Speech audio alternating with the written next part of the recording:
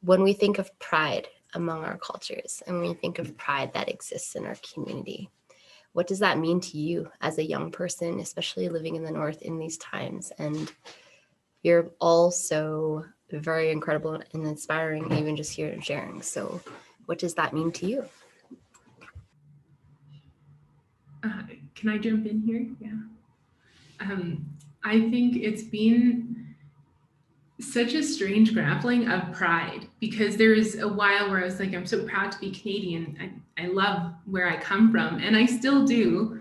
But there was also a lot of grappling in the systemic racism that exists in our country, and how present it is, regardless of what race you are, what background you come from. It's really inherent in a lot of ways. But like, despite it all, we're all still here, and we're still fighting this system that has been working to go against us for so long. So that's been a really big source of pride, just like being a person of color, being someone who lives in the North. It's so incredibly beautiful that despite all of the things going against us, we're still here, we're still thriving, and we're creating these beautiful communities.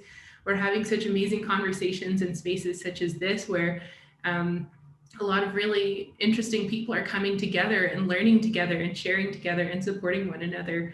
And so it really ends up being the individual people that brings pride for me into like whatever space I might be in, whether it's, I'm with my aunties, and I get so proud thinking of like how excited they get when they go fishing. And like, thinking about when I'm at work, how excited everyone is to learn a new skill. Like, all of these different spaces foster such important parts of like who we are and where we come from, and like where our passions lie. And it's really phenomenal to see that pride exist in people. How do we support the youth working in this space, emotionally, in terms of like their time, protecting from burnout, financially, to participate in these sorts of things, stuff like that? I can jump in if people aren't sure where to go with it. I think that's a really important question that oftentimes gets overlooked. So, Masi, Dakota, as a youth advocate, I did a lot of my advocacy beginning of when I was in school, and it's still more of something on the side. And I think many organizations don't acknowledge burnout among advocates. It is quite tiring, like Annie was saying earlier. You have your own struggles on the side, and oftentimes those who are in this wellness advocacy space often have their own struggles as well. And it's important to acknowledge that, because that's oftentimes how you get so many connections within this area. And like Wilfred was saying, with those connections and how important they can be. I think something that's important to acknowledge is from the get-go saying, I understand that this is not your full-time job. There's so many things we would like to do, giving distinct time frames and like how many, like what you can expect, and having clear expectations. Like, this should take 4 hours a month, this should take this much. And acknowledging the person saying, I understand if this is too much, how can we be best accommodating? Especially for those who, like our apprentices, are in school, have full-time jobs. Amy, would you like to speak on the question that is there? Yeah, sure. Again, Ashley said it so well about, yeah, it is kind of a case by case basis, and I feel there's so many layers to lateral violence at times. Yeah, you can only do so much, but I think again it comes back to really taking care of yourselves in that space. And it hurts when it's like within your own family, or when it's within like your own like Indigenous group, when there's a lot of lateral violence with that.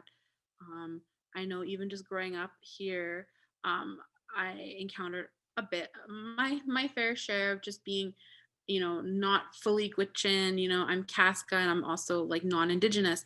So like there were a lot of times when people were like, oh, you're not really that Gwich'in, or even within my own family would kind of like my extended family would kind of make comments like that. And it was just really, I don't know, it was a struggle. And I think each person is different with this, because each person has different backgrounds and experiences.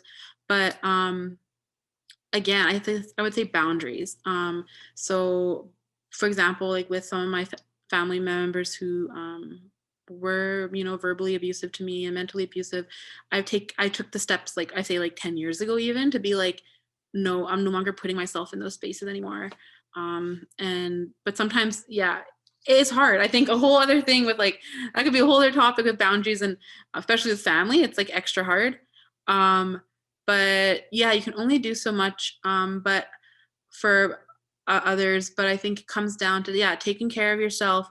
A friend of mine told me these words, I think a couple of years ago, and it just stuck with me. She said, Amy, show up for yourself like you show up for others. And that hit me. She was like, how often do you go, if you're meeting a friend for coffee, you're going to show up there early, you know, you're going to be there on time. But for yourself, you know, are you taking those same measures with yourself? And I was just floored, because I hadn't been. I'd be putting myself on the back burner a lot, especially with working, and then like going to university too. That's a whole other ball game. Being away from family, your culture, everything. Yeah, taking care of yourself. I can't stress that anymore. And I think by taking care of yourself, knowing that you deserve better than the situation that you may be in, you know, knowing your worth, that translates across everything in your life. And, you know, confronting the bully at times and being like, this is not okay. Like, you know, maybe like, I care about you, but how you treat me, I can't accept that anymore. And, you know, but yeah, it's a case by case basis for sure. My question is, how do we get other youth motivated to be included in discussions like this so that we don't face burnout with youth that are constantly putting up their hand?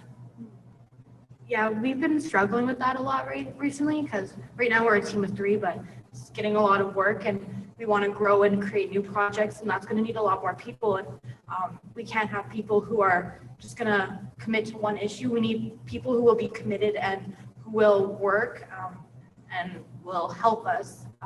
And we've been trying to thinking of ways that we can get people involved. And we were thinking being able to be references for youth is a big thing. Like I'm lucky enough to like have a few references, but I know there's people out there like who are like, oh my gosh, I'm applying for this job. Who am I going to get to reference me? Like, I want a great reference. So if you're able to give me a reference from an MLA or something for a job, that would look amazing.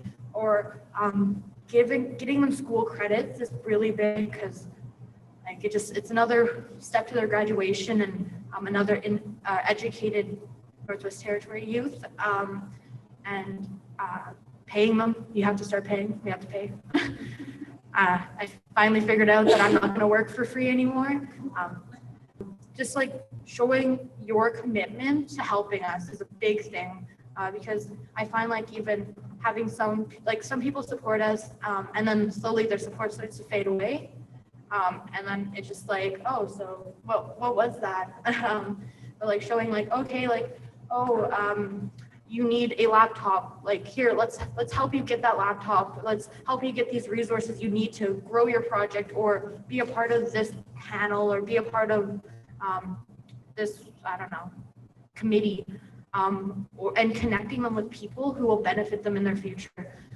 I find that that's really cool. I get to connect with a lot of really interesting people from all around Canada and all around the world. And I know that those connections are going to help me in my future and with what I want to do. And being able to be like, oh, like, this is Matea, she's from Inuvik, and this is, I don't know, some really cool person, like, you guys should talk. And then starting those discussions between people between youth and elder, youth and youth, and just, yeah, being there. I kind of imagine a system of support like a fishing net. We need to be able to create an environment where youth feel held within our communities. And so often what I see is that we have organizations and agencies and support groups in one community, but they aren't always working together. And what happens is that these support systems also tend to get siloed, meaning you'll have a youth center here, a health center here, a school here, and they're not always in dialogue or in communication with each other, meaning that youth have to go to different places for different things. And so we need to create an environment where this net is working together to hold youth up.